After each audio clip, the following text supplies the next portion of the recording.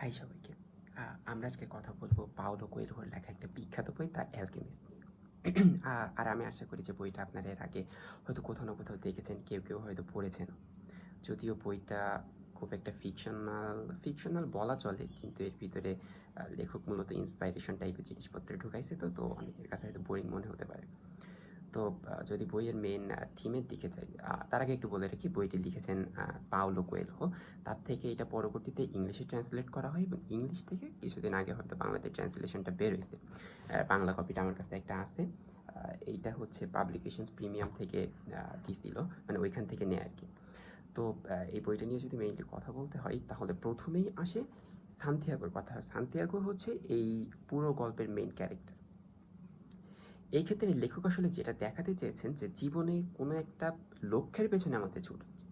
যেমন সান্তিয়াগো তার জীবনের প্রথম লক্ষ্য ছিল পুরো বিশ্বটাকে ঘুরে দেখা। এজন্য সে চার্চে পড়াশোনা করা সত্ত্বেও সে চার্চের পড়াশোনা ছেড়ে দেয়। দেওয়ার পরে সে কী করে, তার বাবার পরামর্শ মতে সে ওই যে মেষ বলে আর কি, এক পাল মেষ কেনে। অ্যান্ড ওই সময় তো আসলে এত বর্ডার টর্ডার এত স্ট্রিক্ট ছিল না, সেই হিসেবে সে যেটা করে যে মেষগুলো নিয়ে সে ঘুরে ঘুরে বেড়াতো এক জায়গা থেকে আরেক জায়গায়। পরবর্তীতে দেখা যায় মেষগুলো বিক্রি করে তার খাবার টাকাটা আসতো এবং বাচ্চাগুলো দিয়ে সে পরবর্তীতে ইয়ে করতো। অ্যান্ড চড়াতে চড়াতে দেখা যায় যে এক দেশের বাউন্ডারি ক্রস করে আরেক দেশের বাউন্ডারিতে ঢুকতো। তো এইভাবে সে তার লক্ষ্যের পেছনে ছোটে। তো এ থেকে একটা বেটার লক্ষ্য সে পায় যখন সে বারবার একটা স্বপ্ন দেখতে থাকে। অ্যান্ড স্বপ্নের ব্যাখ্যা যখন সে জানে, তখন সে জানতে পারে যে মিশরের পিরামিডের নিচে ওইখানে একটা গুপ্তধন লুকানো আছে। এখন তার জীবনের লক্ষ্য হয় গুপ্তধনটাকে পাওয়া। কিছুদিন আগে তার জীবনের লক্ষ্য ছিল এই মেষদেরকে নিয়ে পুরো পৃথিবী ঘুরে দেখা।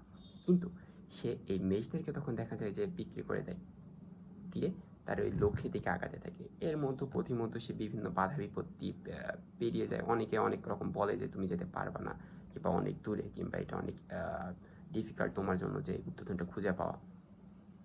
হাওয়েভার সে শেষমেশ পিরামিডের ওখানে যায়। এর ভিতরে অনেক বাধা বিপত্তি তাকে পেরোতে হয়। তো এমন সময় লেখক একটা বিখ্যাত উক্তি এখানে অ্যাড করেছেন, যেটা হয়তো আপনারা অনলাইনে অনেক জায়গাতে দেখেছেন, যে তুমি যদি মন থেকে কোনো কিছু চাও, হ্যাঁ, তাহলে পুরো বিশ্বজগৎ তোমাকে সেটা পাইয়ে দেওয়ার চেষ্টা করে। আসলে কিন্তু কথাটা অনেক ইন্সপাইরেশনাল। যা হোক, এই কথাটার উপর ভিত্তি করে সে মিশরের পিরামিডের ওখানে যায়। যাওয়ার পরে সেইখানে গুপ্তধনের খোঁজ করে। কিন্তু দুর্ভাগ্যবশত সে যেখান থেকে ফিরে এসেছে তাকে আবার সেখানেই ফিরে যেতে হয়। সে গুপ্তধনটা পায় না।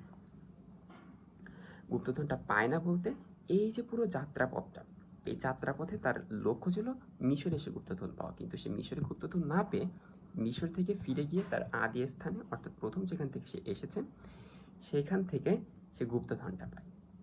তো এই ছিল বইয়ের কাহিনী।